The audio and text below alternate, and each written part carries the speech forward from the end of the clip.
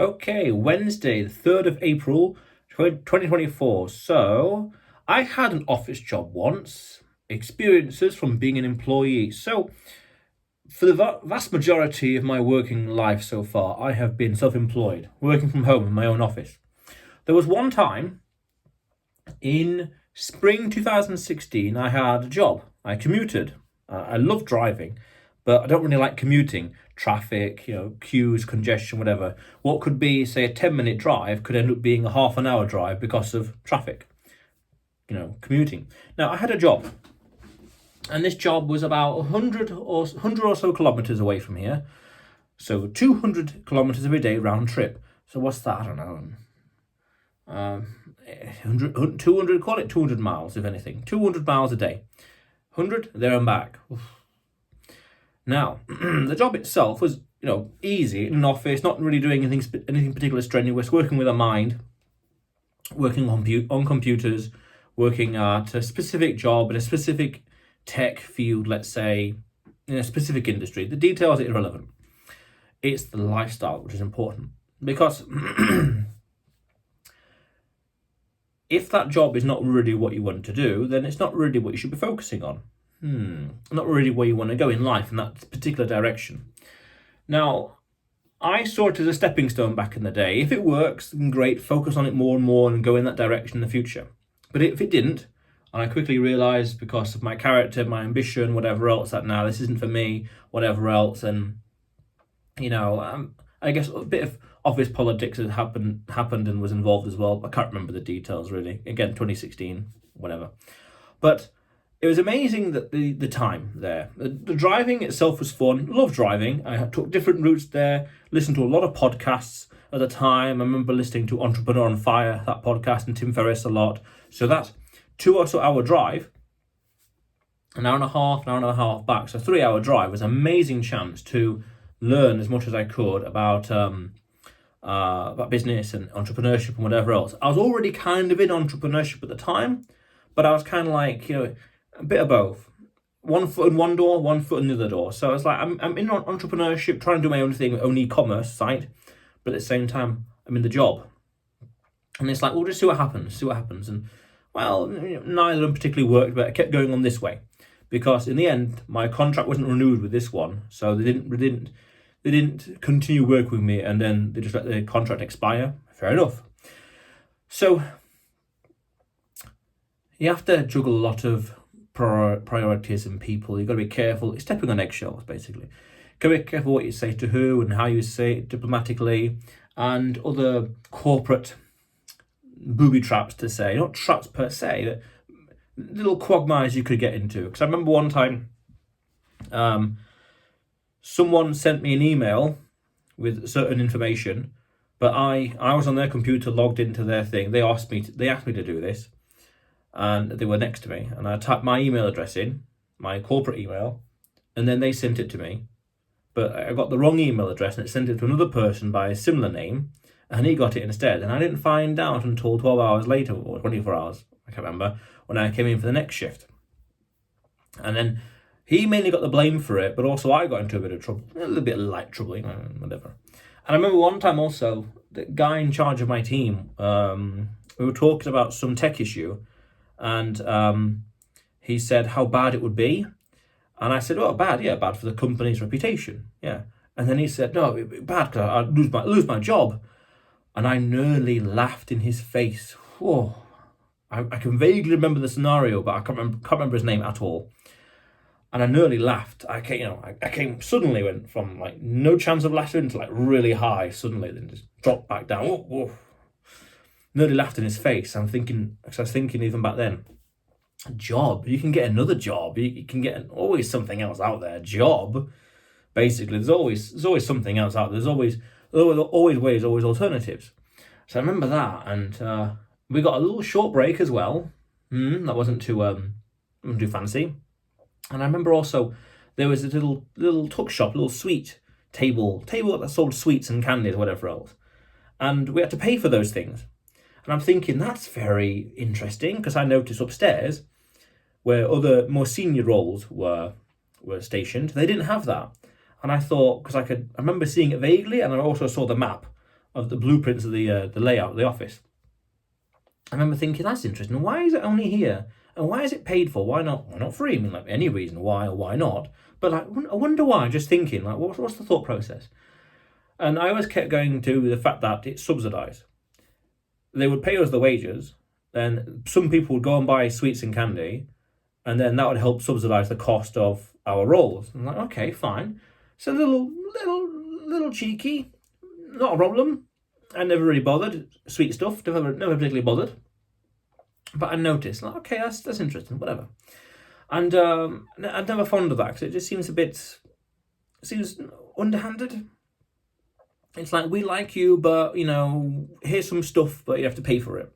Yeah, so it's a bit like, you give with one hand, take with another, so to speak. But, neither here nor there.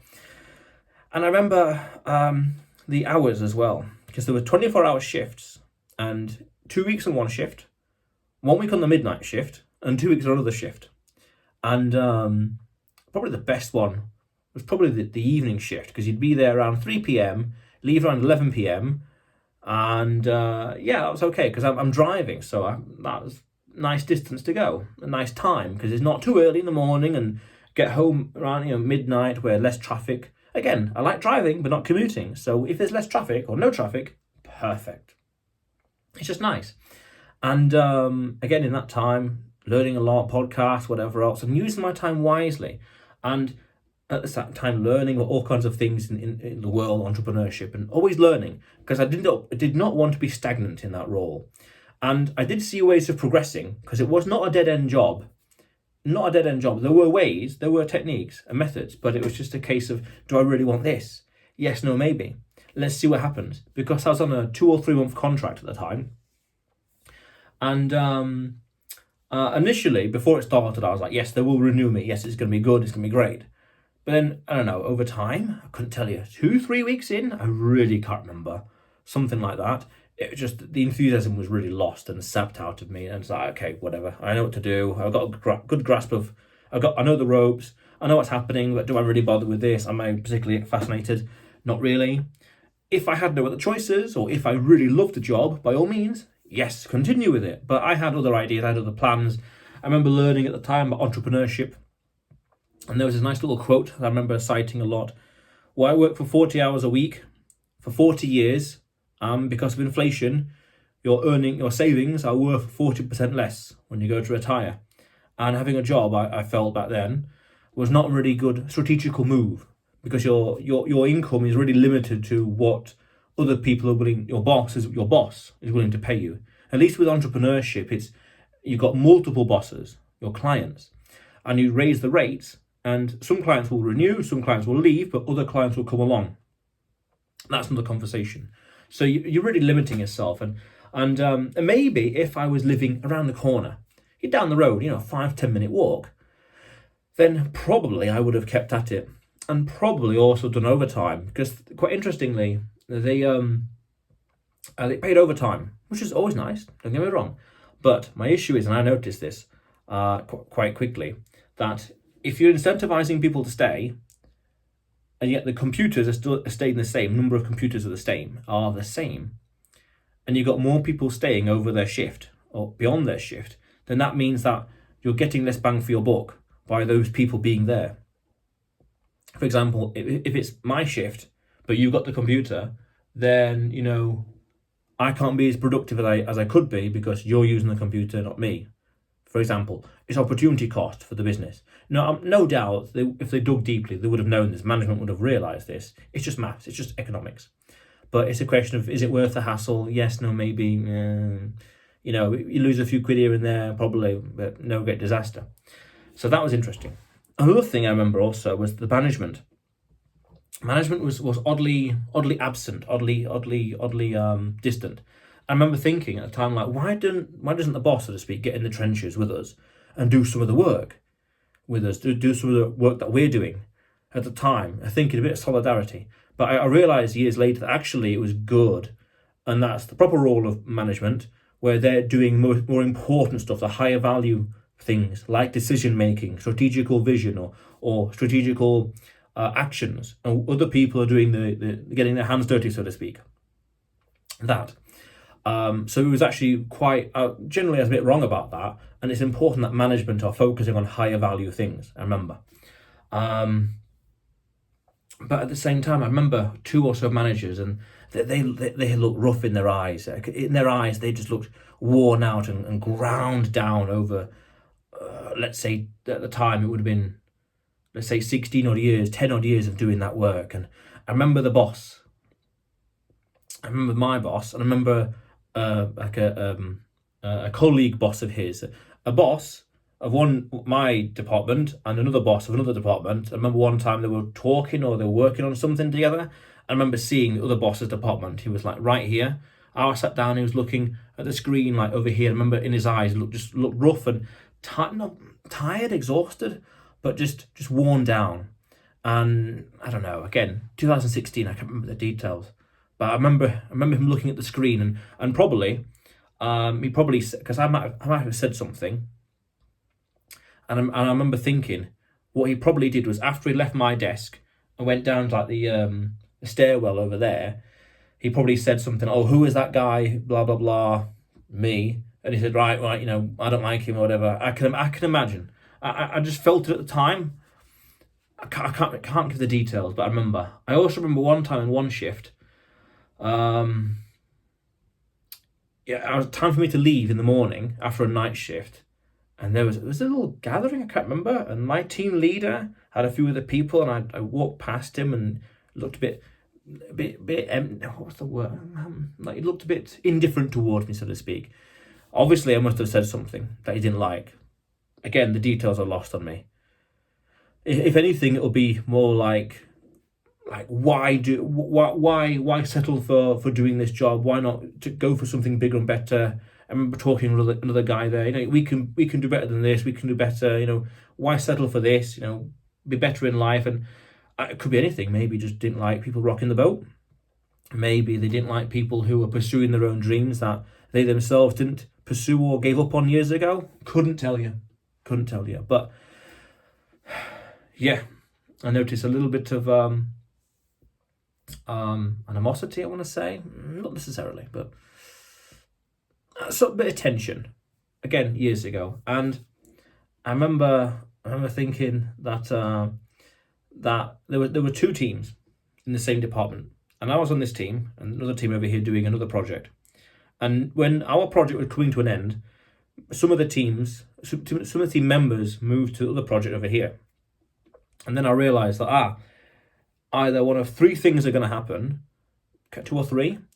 If you're either going to get moved because you're either going to stay on this project because you're really good, you're really skilled at this project, you know your stuff, you know the ropes, so why would you move to another one where you're less skilled? Or if you're in the middle, or you're really, really bad. If you're really, really bad and they're going to get rid of you, they're going to fire you, then in these situations, really good or really bad, they're going to stay on this project. I remember realising this, the logic. I was quite proud of myself. I realised that logic. And I thought, right, really good, really bad, they're going to keep you on this project because there's no point in moving you. Not worth it. Not worth the time, energy, whatever. If you're in the middle, if you're like, meh, you're okay, you're good enough, you're going to get moved to the next project. But in those two scenarios, they're going to renew your contract. They're going to continue hiring you for another 6 months or whatever, I couldn't say. And I thought, right, in either of those scenarios, it's good and bad. Up here is good because you keep your job, but it means you're really good at it, which is, do you really want that? If you want to continue, by all means. This one is good, you keep your job, but you're meh. Meh, which means you just meh. It's not good or bad, but do you want to be meh? Yes, no, maybe. This one is bad because you will lose the job. Okay, even that itself is good and bad. But at the same time, it's opportunity to do something else. If you don't want to be here, just leave. Fair enough. And I thought, right, well, I was this one. It wasn't my decision, but I thought, right, I know what's going to happen next. Fine, whatever. So I just kept going, do the best I could, whatever. And I remember the last exit interview on the day. Talking with the guy, saying this really isn't for the boss. This really isn't for me. I'm moving on, whatever. No, thank you. I don't want to do this. And no regrets, no issues. again, if things had been different, if I'd lived nearby and if I'd really wanted to do this, and maybe if I had no other choices kind of thing, or I really, really love the industry, I would have continued by all means. Yes, but any regrets? No. Even back then, no. Even now, no regrets. It's just a past, and it's just a history in life. It happened, yeah. It happened. Move on in life. Learn from my experiences. That's it. And it was great. Good experience. Good 2.5, 3 months, something like that. Nice time. Would I do it again? No. It was nice to be in that part of England, to see more of the motorway and more of the countryside. The drive, I love the drive. I remember, depending on the shift, I had different routes. I just tried different routes all the time. Like, I was able to go motorway, then this, motorway, then go up here, then through the town, through the city, or all the way over here, all sorts of routes. Great fun. And I remember one time in the early mornings, I'm not sure how this happened, there was this like round metal bin in the road. And I remember nearly running over it. It was big. And I narrowly missed it. Thankfully, because I'm not sure how that would have damaged the car. This is like 5 a.m. So I remember that. Close call. And it's those moments where you think, and this is why I said before in the past, where even through victory you can learn things. So I remember thinking, had I hit that big metal bin and would have damaged the car, would that have made, then would the job be worth it? That wage, that distance, and then this damage happened. Well, would it be worth it? Because in the early days when I was thinking like how to commute there was one idea where I would cycle to the train station, get the train, or get to the train station somehow, get a train, and leave my bike somewhere on another train station, get my bike, and then cycle to the work, and cycle back to the other train station and get a train back here. Something to that effect, I remember. And I'm thinking, is all that effort really worth this wage, per hour? All that effort? Not really. So why put all the effort in for this job if you're just going to get that much per hour? See what I mean? So driving was best choice. And I remember doing the maths, and it's like, well, I spend this much per day on petrol, and it equates to this many hours. So great. So I need to work extra hours, arguably. Well, I need to work extra hours just to break even. The first few hours just to break even from the petrol. Like, great. And there was no way, as far as I can remember, I'm surely not from my level and rank, there was no way to get a refund from the petrol, because it was not senior enough, so it's not worth it. So things like that, technicalities, and then some issues with checking in and have to contact people. I remember one time, interestingly, they offered people like something like experience with how to handle the media. I remember how to handle interviews, and I remember I didn't go for it. Looking back, I would have leapt on that chance, but I didn't go for it at the time. I think it's because it wasn't open to us or something to that effect. I don't remember, but I remember that happened. And all the small stuff. Don't move this chair. I remember. Okay, small stuff like that. But would I do it again? No. Any regrets? No. Learned a lot? Yes. It's just in life, just one of those things. Just you do it and you move on in life. Just that's it. So yes, I had an office job once, and different life back then. Spring 2016, things were different. So how cool is that? Otherwise, you will see me tomorrow.